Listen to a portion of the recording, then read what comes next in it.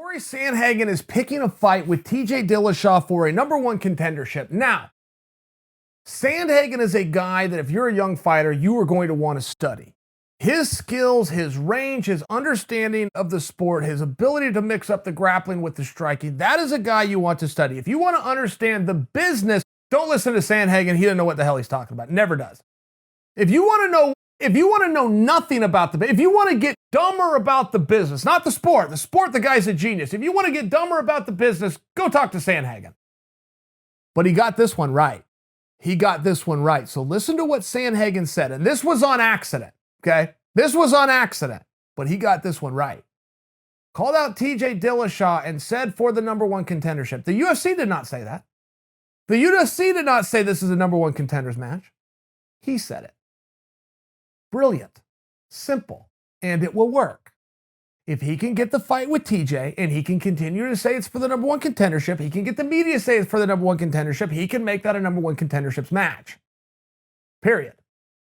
I can look back at the night that Eddie Alvarez fought Justin Gaethje for the title of the most violent man.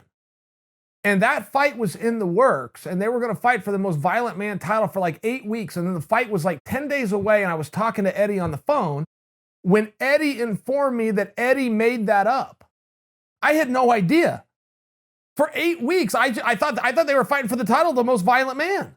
I mean, I thought that the promotion I thought that was a real thing. And it was, by the way. Eddie won it. Eddie won it and left with the title of the most violent man. Eddie left the organization. They've now given the title back to Justin Gaethje. When Justin Gaethje gets ready to fight between John Anik, Dom Cruz, and Daniel Cormier, they call him the most violent man. The moniker worked. The idea worked. Nate Diaz says me and Masvidal are going to fight to find out who the BMF is.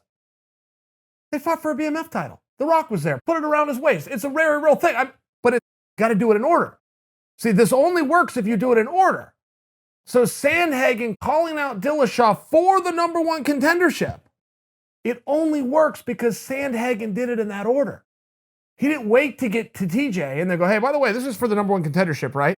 Hey, guys, I think this should be for the number one contendership. No, he called it ahead of time. Ahead of time.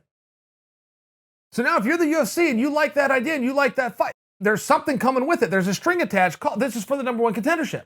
If you're TJ Dillashaw, you're now coming out, you're doing the same thing. Okay, this is for the number one contendership. Are we all agreed? Number one contendership? Okay, great. That's not official. Yes, it is. Yes, it is. It's official because Sandhagen did it in the right order. And I don't think he's wrong. And when I was picking on Sandhagen a minute ago, by the way, largely that's based on the post-fight speech that he gave after his last performance. When they were getting ready to do the screw job on Aljo and give the fight to Sandhagen.